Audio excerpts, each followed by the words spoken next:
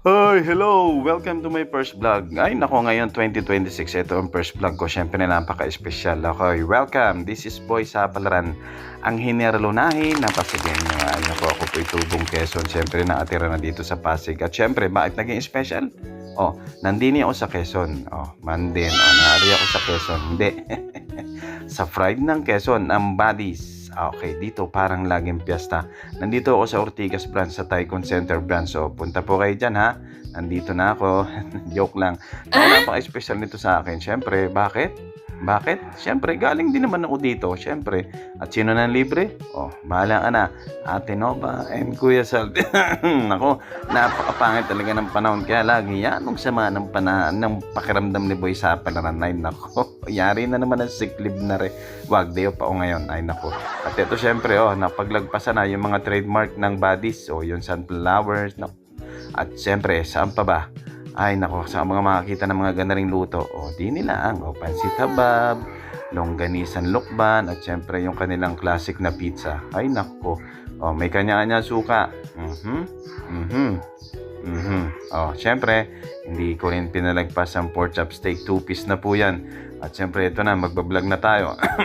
May majimbo pa ron, ha. Ay nako, yung kay Mulak na yan. Nako, isa pa rin masarap yan. Sige, endorse na rin natin.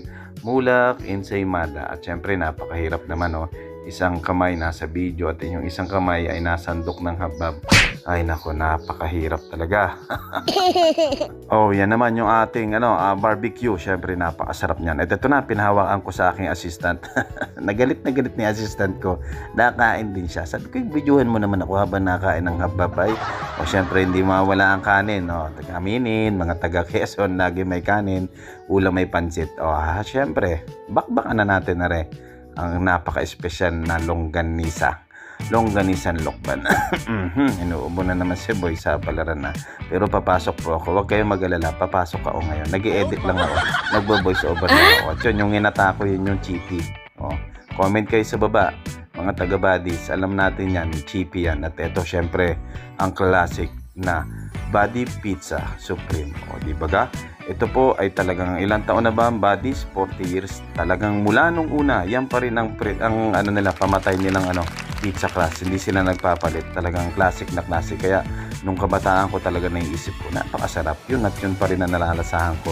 At siyempre, lamas pa rin, banat pa rin ang habab at saan ang longganisa.